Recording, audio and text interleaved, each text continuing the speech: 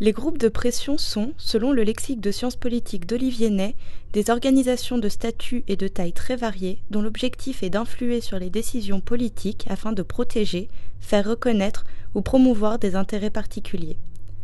Un groupe de pression défend des intérêts économiques, utilitaires, psychologiques ou humanitaires et tente de modifier, d'empêcher ou de favoriser l'instauration de politiques déterminées. Les groupes de pression ont différentes sources d'idéologie. Ils luttent dans un but caritatif, humanitaire ou alors dans des domaines aussi divers que les sciences, les sports ou les loisirs. Par ailleurs, ils peuvent aussi appartenir à des organisations internationales. De plus, les groupes de pression tentent de faire dévier les décisions lors de processus législatifs. Pour mener leurs actions, ces groupes ont plusieurs manières d'agir.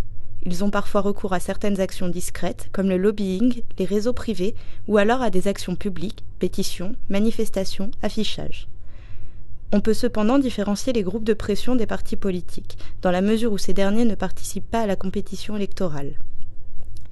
D'après le politiste américain Gabriel Almond, le parti politique est spécialisé dans la conquête et l'exercice du pouvoir. Le groupe de pression articule et cherche à influencer le pouvoir.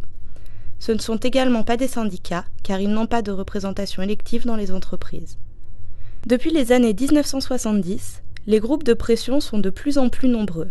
Selon certains observateurs, la hausse des niveaux de vie peut expliquer cela. Selon eux, les citoyens auraient plus de temps et d'argent pour encourager les groupes de pression.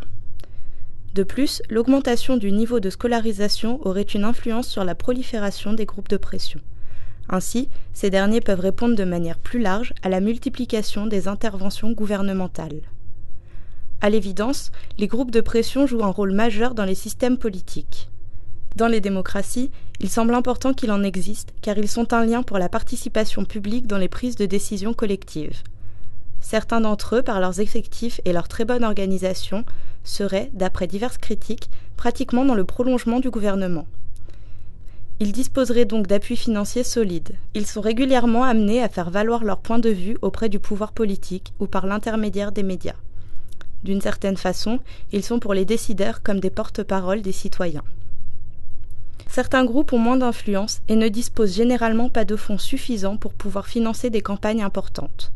Souvent, ces petits groupes de pression n'ont pas les faveurs des grands partis politiques, ce qui en diminue la portée.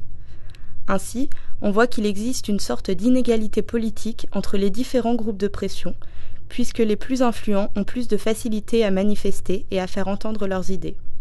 À ce sujet, plusieurs critiquent les rapports parfois étroits entre acteurs politiques et groupes de pression, pouvant entraîner des accusations de conflit d'intérêts, voire de corruption.